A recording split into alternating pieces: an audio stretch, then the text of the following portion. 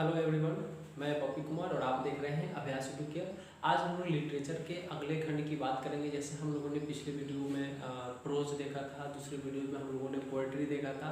आज हम लोग लिटरेचर के जो थर्ड पार्ट है ड्रामा, उसको हम लोग डिस्क्राइब करेंगे। बहुत ही ये ब्रीफली डिस्क्राइब है, तो आप इसको ध्यान से समझेंगे। ये ड्रामा क्या होता है। वैसे भी आपको रेगुलर पार्ट में एक ड्रामा भी पढ़ना है, प्रोज भी पढ़ना है और पोएट्री भी पढ़ना है। तो इसलिए मैंने आपको एक ड्रामा पार्ट को यहाँ एक्सप्रेस करने की कोशिश करूँगा, व्यक्त करूँगा।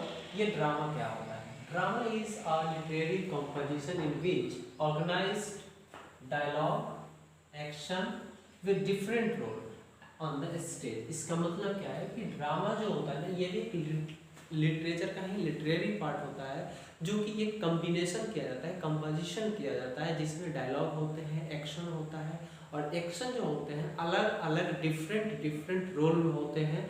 और इस तरीके से वो किसी एक स्टेज पे उसको जो है ना परफॉर्मेंस करते हैं। तो ऐसी चीज़ों को आप ड्रामा कहते हैं, जिसको हम लोग नाटक बोलते हैं। आप लोगों ने भी देखा होगा, जैसे फिल्म को ही ले लें, किसी भी प्रकार की फिल्म को ले लें, वो एक उसमें डायलॉग होते हैं, अलग अलग किरदार होते हैं, जिसको रोल बोलते हैं।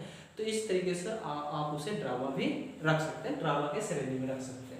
नेक्स्ट है फीचर ऑफ ड्रामा। ड्रामा के कौन कौन से फीचर्स होते हैं, क्या क्या विशेषताएं होती है, इसको हम लोग चर्चा करेंगे। तो आप यहाँ देख सकते हैं, एक्सपोजिशन होता है, ग्रोथ होता है, क्लाइमेक्स होता है, रेजोल्यूशन होता है, डिनोंसमेंट होता है और कैटास्ट्रॉफी होता है। तो ये कैटास्ट्रॉफी क्या होता है, इन सारी चीज़ों को हम लोग एक्सप्लेन करेंगे। बहुत ही कम वर्ड्स में मैंने एक्सप्लेन किया, जो कि आपको समझ में अच्छे तरीके से आ जाए। एक्सपोजिशन क्या होता है। Drama begins with the background. यदि कोई भी ड्रामा एक बैकग्राउंड से शुरू होता है, उसको हम लोग कंपोजिशन बोलते हैं, सॉरी एक्सपोजिशन बोलते हैं। एक्सपोजिशन का मतलब कि जैसे कि कोई मूवी शुरू होता है, मैं मूवी के एग्जांपल इसलिए ले रहा हूँ कि चूंकि ये बहुत ही जल्दी से आपको समझ में आएगा। कोई भी मूवी शुरू होता है तो उसमें दिखाता है कि इसके एक्टर कौन है, एक्ट्रेस कौन है, लाइटिंग किसने तैयार किया है ना, म्यूजिक किसने दिया है, डायरेक्टर कौन है, प्रोड्यूसर कौन है। तो इस तरीके की जो भी बैकग्राउंड आपको मिलता है ना, वो आपका क्या होता है, उस ड्रामा का एक्सपोजिशन करते हैं। नेक्स्ट है ग्रोथ। ग्रोथ का मतलब होता है the development of the drama. जैसे जैसे जैसे हम लोग आए और सभी लोग यहाँ जो भी जिनको भी कैरेक्टर जो मिला है, रोल मिला है, वो सभी लोग आए और ऑडियंस के सामने हम लोगों की स्पीकर ने परिचय कराया, इंट्रोड्यूस कराया कि ये आपका चाणक्य का रोल करेगा, ये चंद्रगुप्त मौर्य का करेगा। इस तरीके से मान लिया जाए कि परिचय हो जाए, तो इसको बैकग्राउंड बोलते हैं। लेकिन वही बैकग्राउंड जो है ना, धीरे धीरे जो है आपको ग्रोथ करता है, मतलब डेवलप होता है, सिस्टम में आता है और धीरे धीरे उसकी हम लोग उसको ढालते हैं, ड्रामा शुरू करते हैं और उसकी विकास होती है।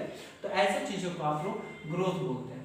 क्लाइमेक्स का मतलब होता है कि जब ड्रामा जो है ना चरम पे पहुंच जाए, मतलब सबसे टॉप पर पहुंच जाए, तो वैसे को हम लोग, वैसे सिचुएशन को हम लोग क्लाइमेक्स बोलते हैं।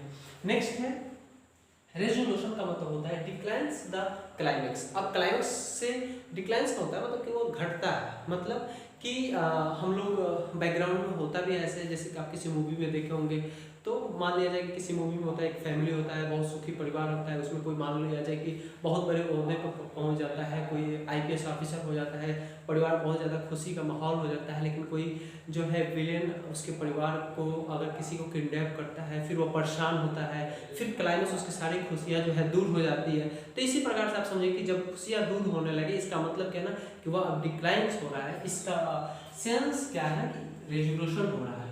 नेक्स्ट है डिनाउंसमेंट का मतलब होता है एंड विद कॉमेडी। यदि कोई भी ड्रामा अगर कॉमेडी से समाप्त होता है, कॉमेडी का सेंस, कॉमेडी विद कपिल का नाम सुना होंगे ना, जो कि हास्य पद से शुरू खत्म होता है, तो वैसे चीज़ों को आप लोग डिनाउंसमेंट बोलते हैं। उसके बाद कैटास्ट्रॉफी का मतलब होता है यदि कोई ड्रामा ट्रेजिडी में खत्म होता है, मतलब कि रोते बिलखते जो है खत्म होता है, उदासी पूर्वक खत्म होता है, तो वैसे ड्रामा को आप लोग जो है ना कैटास्ट्रॉफी बोलते हैं। तो इस तरीके से ये आपका फीचर्स था। अगर इस पूरे फीचर्स को हम समझाने की कोशिश करें तो आप ये कह सकते हैं कि जैसे कि यहाँ जो है एक्सपोजिशन था, धीरे धीरे इसका ग्रोथ हुआ, फिर यहाँ सबसे ज़्यादा क्लाइमेक्स में पहुँच गया और उसके बाद धीरे धीरे ये इधर क्या हो रहा है, घट रहा है। तो इसका मतलब कि इस तरीके से बढ़ना और इस तरीके से घटना, यही आपके पूरे ड्रामा का क्या है, फीचर से। इस तरीके से आप भी याद कर सकते हैं। तो ये था आज का लिटरेचर का थर्ड पार्ट ड्रामा।